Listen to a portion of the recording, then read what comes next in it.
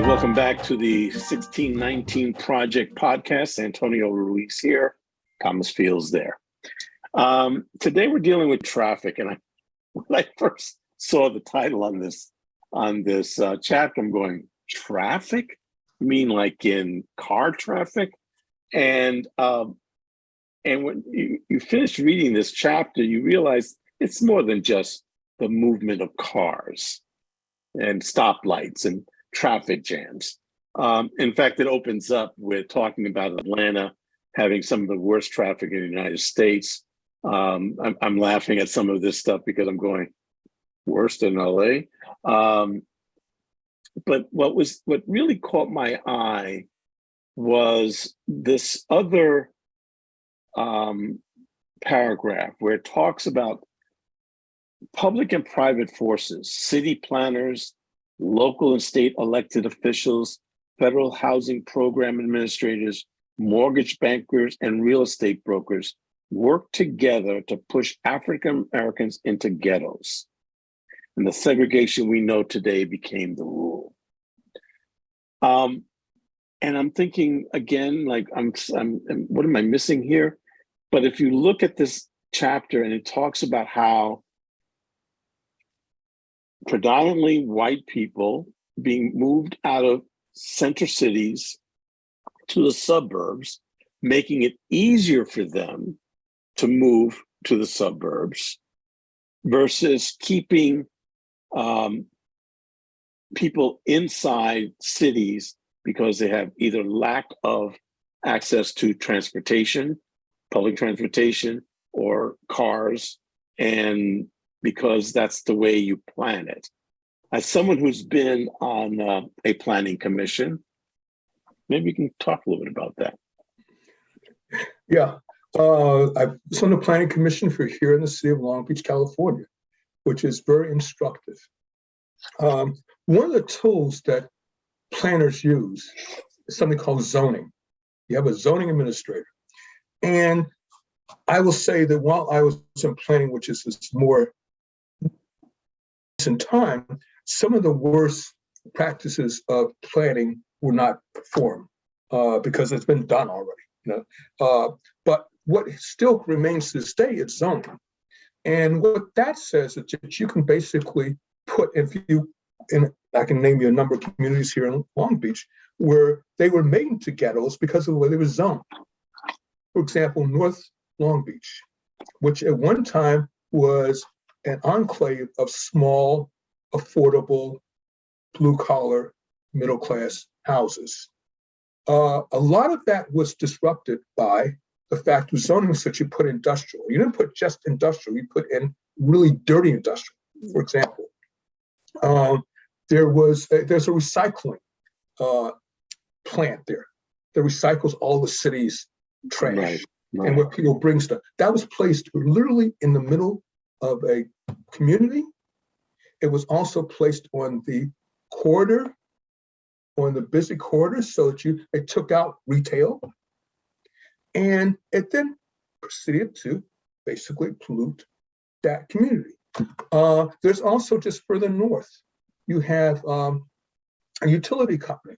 That happens to be Long Beach, I believe it's Long Beach Electrical, and I may be wrong about that, but it's a local utility company that's taken up again north of there. And what that has done for that community, again, it has polluted the community. There's another one that was classic. It was a company that was doing chrome, right, apps and chroming. What happens with chrome? It leaks into the ground. That company was allowed to zone there. Which backed up to backyards of neighborhoods of housing. When they finally remediated that, because they didn't decide they had to make it into a park, because they took parkland again in North Long Beach that had been used as a park for so they took the parkland, about 5 acres of that, and made it into a police station. Then they remediate the 5 acres. They said, "Oh, we're going to give it 2-to-1." Well, they gave it 2-to-1 to that site which had chrome. In order to make it viable, they had to scrape down and take out, I believe it was 5 feet of topsoil, which was heavily contaminated. And chrome is pretty lethal. Yeah. So they headed to that. So again, this is all about zoning. So, and as this chapter rightly points out, you did have highways. One of the things they say that, white people's highways go through Black people's bedrooms. Yeah. That's true. That's great line. Yeah. And you see that particularly up in LA, where they took out a middle-class neighborhood to put in the Santa Monica Freeway, which cut through it. It is, and it's endemic of Southern California.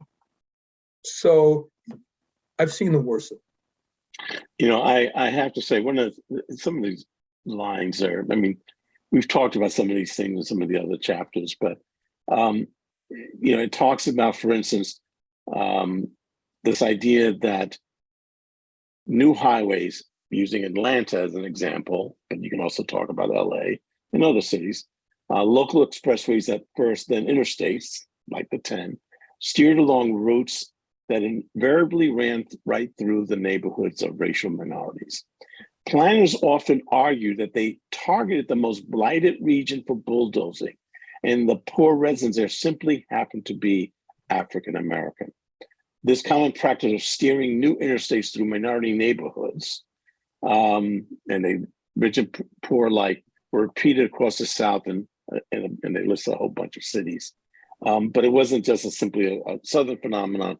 It happened even in the North. So again, I want to go back to this one issue that we talked about in a couple of other episodes. This idea that,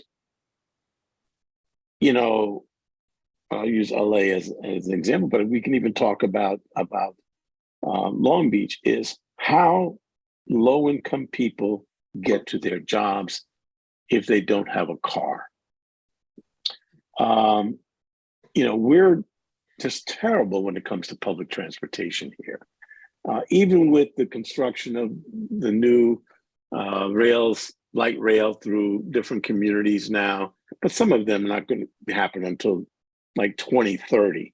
And I'm just wondering, I don't want to get into the historical reasons, but I'm just wondering, what are planners thinking about when they start to think about that? We're in Orange County is another great example, where they've just been spending a lot of money on expanding the freeway, particularly the 405, where you're literally taking the sound wall up into people's backyards. I'm just wondering, what's your experience in terms of what are planners thinking about, why they decide that they've got to put more money into expanding freeways, constructing new freeways, versus, hey, maybe we should be thinking about public transportation that helps people get from their homes to their jobs, which might be outside of the city. I'm just trying to understand the logic there. They just expect that everybody has a car. Think about who runs these planning commissions, planning departments in cities. Okay, start with that. It's still basically white people. And part of what is, this is not benign neglect. This is intentional. As this chapter pointed out, one of the things is you don't want to do mass transportation, because mass transportation brings those people into your communities. I saw that. And that's real. It's a real fear. You get the real estate agents saying, oh, it'll lower our prices of our property to get those people here. They can move in. It's as basic as that in most of these communities. You don't want those people, and you can define who those people are. You don't want those people into your communities. So the best way to keep those people out are to build roads, not mass transportation, but roads, because by and large that they're going to have to use a car to get to those jobs, get to that shopping. But there's another thing that's really happening, which I think needs to be discussed. Well, it is true that those roads and those interstate highways were built to take people out of the city, and whites went to the suburbs. That is true. But there's another factor that's happening now, and that's called gentrification. in inner cities where Blacks and Latinos and people of color used to live. Now, what you're seeing, white people coming to those areas. And and this is part and parcel of what's happening, okay? When you have really hollowed out those communities by redlining, by denying of loans, by basically not having employment opportunities. Now the property is cheap. Now developers come in and they say, this gets you back to redevelopment, which I was in a redevelopment park in the city of Long Beach. Gets you back to redevelopment. Okay, well, this is blight removal. Now, what caused the blight? Our policies caused the blight, but that's not spoken about. So what we do is we bring in developers and say, here are opportunity zones. And what that simply means, it now gives you an opportunity to move out those people, to bring in others. And now you have gentrification. And why that property suddenly has become valuable is because people want to live close to certain things, like retail is now booming again. Arts is in the center city. The suburbs have problems. Distance is being one. It's boring out in the suburbs, let's face it. And particularly as our population ages, people want to be closer to things like the arts, where they're basically found in central cities. So you see a place like Washington, D.C., which was predominantly Black and center city. Oh my God, great example. Great example. And that's just one of many. You can go to every one of the major cities, Baltimore, another one. You can go through every one of the major cities in this country. And what you will see is that pattern repeated. The exodus is returned. I remember, and I think I mentioned this in one of the other episodes, where this is going back when I first got here to Southern California. And I remember my brother-in-law, my deceased brother-in-law, he moved his family out to Paris, which when I remember the first time going to see him, it was he moved from Compton to Paris because the promise of really inexpensive homes, nice homes. And I remember when we went out there for the first time going, are we there yet? I mean, it just seemed like it took forever to get there. And I remember the housing development, they were still building it. So there were streets where obviously construction was going on. And then there were streets where there was, new housing. And, behind his house was like, is that the desert out there? And you would drive out the 91 and you would see signs for, houses, $60,000. Now this is when $60,000 was still a lot of money, but nothing compared to what today is. And you kept thinking about like, okay, now we're moving people out of into those suburbs that unfortunately then, when the housing market crashed in 2008, where were some of where were the victims of the housing crash was exactly in those communities. Right. But now you've got people like Long Beach moving to Long Beach because Long Beach is now the last really bastion of like cheap housing, comparatively speaking, to the beach communities. But yet look what's going on here. It's like the more people move in, limited housing, supply and demand, you push up demand, but you're not pushing up supply at the same time. So what happens, a house that probably might have cost $250,000 10 years ago, forget it. Now you're talking, $750,000 today. But that in many ways has to do also with this idea of transportation and planning. Is people, particularly with the prices of gasoline, says, listen, I would rather just live in a city so that, at the most I can take some kind of alternative transportation to get to where I work, or I've got the light rail, but I can still work within the city that I want to work in. And that's not true for a lot of low-income people. It should not be overlooked that the reason why white/middle-class people are moving back to the city is because they're putting resources into the center cities. They wouldn't do that before when there were people of color living there. But now what you see are resources going in. Those resources would have never gone in there had there not been an influx of white people. Suddenly now, downtown Long Beach, when I first moved here back, 30 plus years ago, downtown, you could shoot off a cannon after dark and you would hit no one. Yeah. Okay. I mean, it was deserted. It was boarded up. The stores were boarded up. The city had drained resources out of downtown, primarily because there were Blacks, there were Asians, Cambodians, there were Latinos living in those areas, and they were not putting any resources in. They were, in fact, draining them out. They were putting them on the east side. And however, once the property values got down, once those people were pushed out, white people started coming in. Developers started coming in. That's not a coincidence. That's not an accident. That's planned. That's policy. And so what you see in downtown Long Beach today are rows upon rows of condos, high-rise condos. And again, this is public policy. Yeah. I remember the last debate about housing density in Long Beach.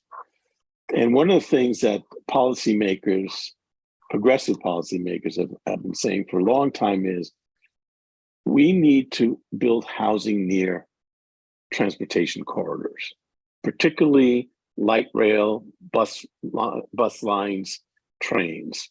Not so much about linking suburb to city, but being able to take the people to jobs. Okay. And so I remember people saying, you know what, we need to I'm looking at Long Beach Boulevard as an example. But if you go into LA, there are projects that are building, some of them a little bit massive, housing along some of the corridors, the metro corridor. Mm-hmm. But the problem is, here in Long Beach, the debate was, yeah, but those buildings are going to be up against, behind them are residential neighborhoods, single family neighborhoods. And this idea of that I'm going to have a 6-story building and overshadowing my backyard just did not sit well with people. And yet it's okay, well, the compromise is let's look for lower density, maybe 3 stories or even 4 stories. That wasn't accepted either. So I don't know what the solution is, but it's some cities have been said, well, you know what, deal with it. But I don't think that's the long-term solution, because the political forces against it, this idea of building these buildings, moderate income, low income, not even low income, affordable housing, moderate income, I don't see how you make that happen along those transportation corridors. Well, it's worse here than it's up in LA. People will come out in droves, and some of them are pretty vocal about it. We don't want those people in the blue line. Remember, you're talking about the blue line. Where's the blue line come from? Or rephrase that, it comes from LA, but it goes through Compton. It goes through Watts. And I've heard people say outright, I don't want them down here because they bring crime, they bring problems, bring trouble. Okay, they castigate the blue line. Worse, I'm sorry to interrupt, but worse is you don't want me to take the blue line from Long Beach to downtown LA because I have to pass through those neighborhoods. Yes. And it's this mindset. And I have to say Long Beach is probably worse than many, because here there is a sense that the white community is under siege. And I think that that you get that siege mentality, particularly when it comes to housing, particularly when it comes to doing anything on the corridors, which is related to residential. Because they see it, even if, and I've had this argument, even if the housing on the corridors are not affordable, but they're, let's say, middle income, They don't want it because they still might be people in there that are not like them, or there might be people in there who are not single family home dwellers. And, a classic example is over by the hangar. Yeah. Okay. That is, and it's turned out to be a success. But the people living across from it did not want housing in there. As a result, there is no housing. At a place that has a shortage of housing, forget affordable housing. Just middle class housing, didn't want housing there because they were going to be quote unquote rentals. I'm going to be interested. There's a project that's going up on PCH near 2nd Street, where housing is being discussed for that. It's going to be retail housing. Mm-hmm. I'm going to be really interested to see what comes out of this. I can predict what will come out. Because I'm going, yeah. Anyway, I want to finish up by just sort of, we have a housing crisis in this country. Mm-hmm. And recently, the state of California, issued its report regarding how much housing we're going to need to accommodate the populations here. And then, everybody complains about unhoused people. City of LA just passed this, or I think they finally passed it, about, encampments near schools and schools and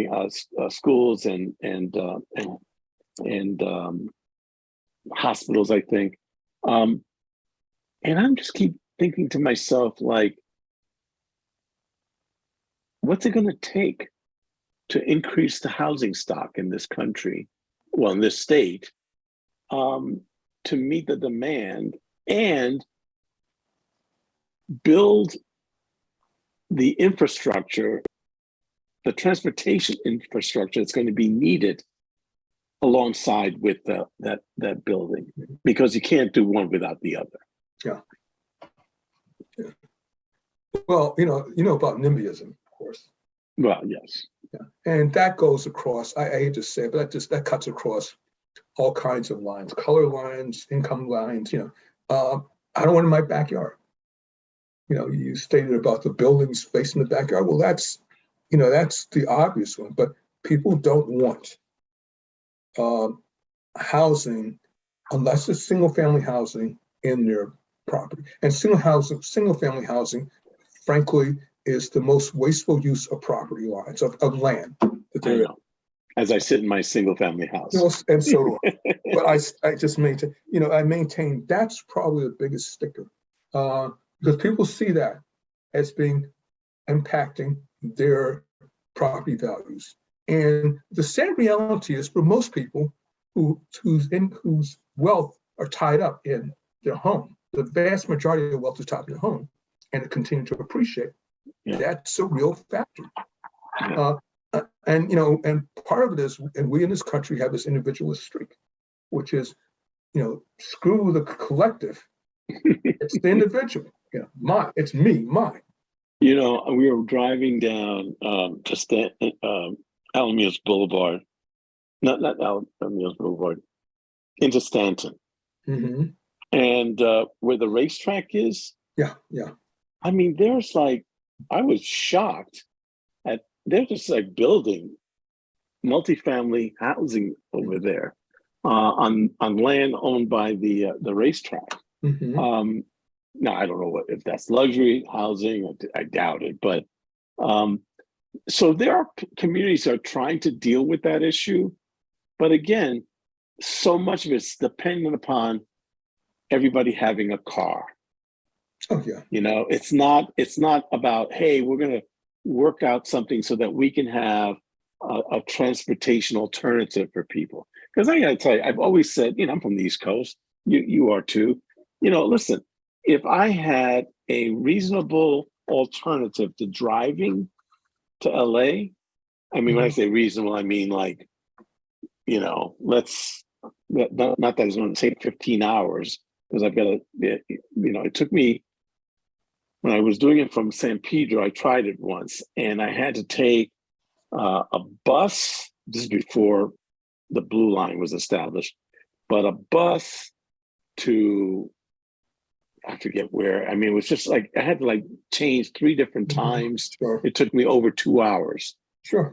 to get to the job. So, and then that's the other issue is like, you know, can we ever get to a point where we have more jobs so that you nearby in a city, so you don't have to do these long distance, things. Here to think about this long-term planning, you know, and I thought about this when I was working as a city planner. So here in Southern California, we depend so much on the automobile. We depend so much on the roads. It's not going to be long before that's going to become a real detriment, a real drag on the economy. If for no other reason, the resource of oil, the cost of construction. Not to bring in what's happening with the climate.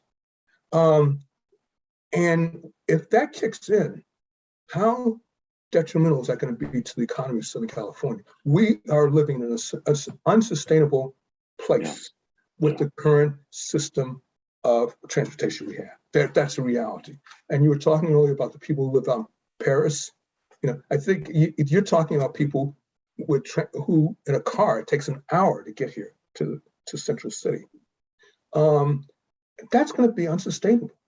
You know, if for no other reason that you can't do that in the new coming economy, the new coming climate issues. So I just maintain our love affair with the car is going to come to an end here in Southern California. And with those wise words, we say thank you very much for watching the 1619 Project Podcast. We'll see you in the next show. Thank you, Thomas. See you, man.